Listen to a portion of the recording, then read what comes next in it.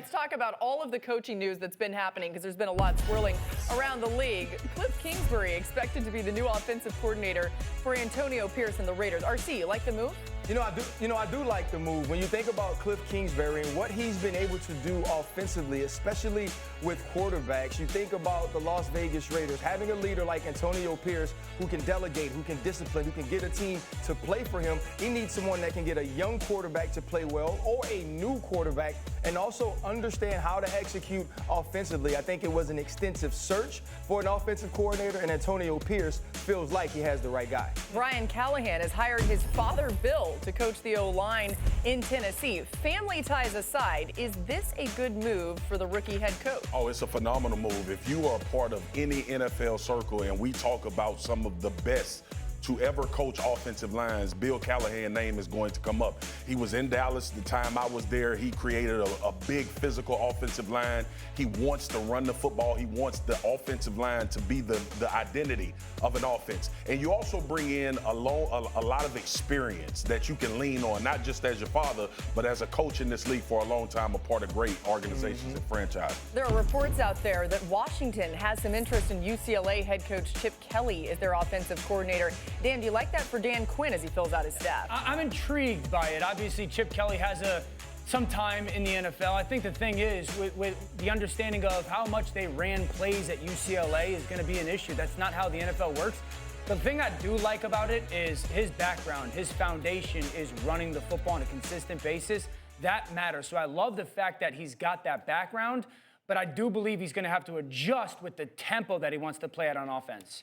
The thing that's crazy to me, think about BC's head coach leaving. Now listening to Chip Kelly, is NIL, transfer portal, 100%. running some of these guys back to the league, Laura? That's it. Actually, a lot of these college coaches are like, we'll just go coach in the NFL. We don't have to deal with everything going on in college. Yeah. And probably college football and has you to there change. every week. Yeah, exactly. Yeah, All right, so also the Patriots hiring Alex Van Pelt to be their OC. Gerard Mayo as a defensive head coach, bringing in Van Pelt to run this offense and figure out what the plan is potentially for Mac Jones. Now, there's certainly a chance the plan won't include Mac Jones because the Patriots have the 3rd overall pick in the draft.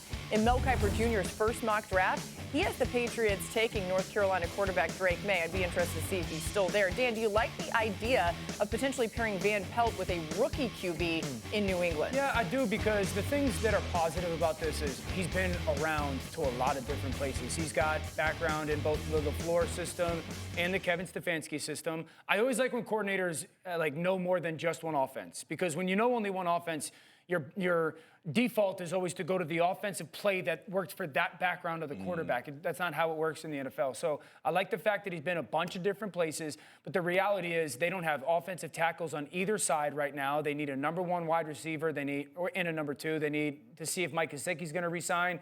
And also, they obviously have to figure out who the quarterback is. Yeah. Mac Jones is still there. I don't know if Alex Van Pelt is going to be a fan. Who's making those decisions? Is it Gerard Mayo, the new general manager? But I do like the fact that he's got a plethora of offensive systems in it. And a lot of it is predicated just on, to your point, Dio, the personnel. But more importantly, this needs to be updated in New England. And it's maybe a big reason where you were on, RC, as to why Bill Belichick has not been the hot commodity, is because we've seen this offense just be bad, quite frankly. So Van Pelt coming in, to your point, whether if it's Mac Jones, if they draft a quarterback, there needs to be an update. I remember we used to always have that conversation about Greg Roman. It's not bad, the offense that you're running, but we don't think you're getting the most out of what you can do. So beyond personnel, there needs to be a new philosophy, identity in New England. Because I think under Bill's control, you wanted to control the football. Well, a question that they got to answer is was it the offense that was bad? Was it the quarterback that was bad? Yeah. Was it both that were really bad? But what I'm saying, Dio, is